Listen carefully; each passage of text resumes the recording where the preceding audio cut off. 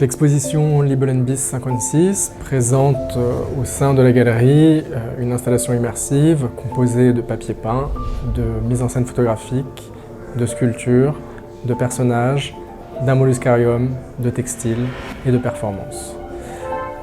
Je travaille beaucoup sur le motif, considérant qu'il n'est jamais neutre et qu'il est toujours le véhicule de normes de valeur.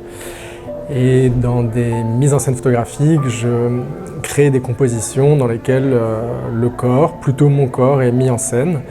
et ensuite présenté sous la forme d'une trace documentaire de situations qui se sont déroulées au sein de l'atelier.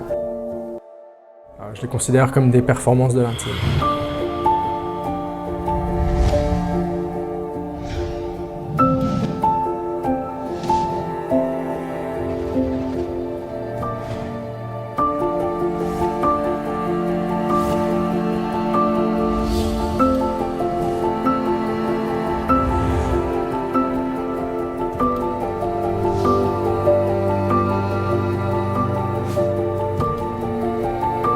Le papier peint, quant à lui, vient orner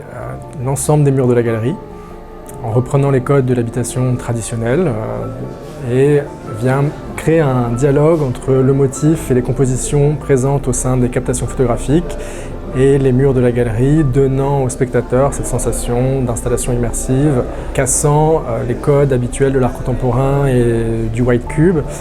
Moi, je suis vraiment à l'opposé de ces codes du vide et du blanc. Je suis vraiment dans une surenchère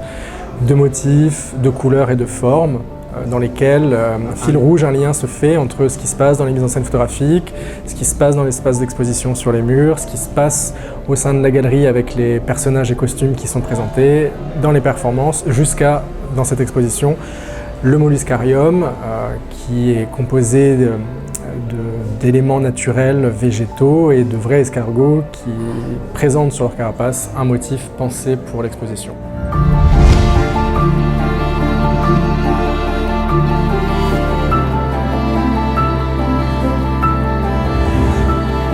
C'est comment venir amener du vivant au sein de l'exposition pour être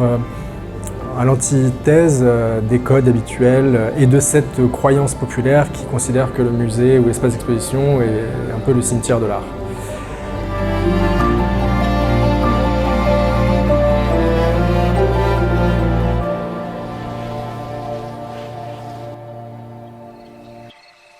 Une performance est activée le soir du vernissage qui présente un nouveau personnage issu de ma série des gogo danseurs et gogo danseuses.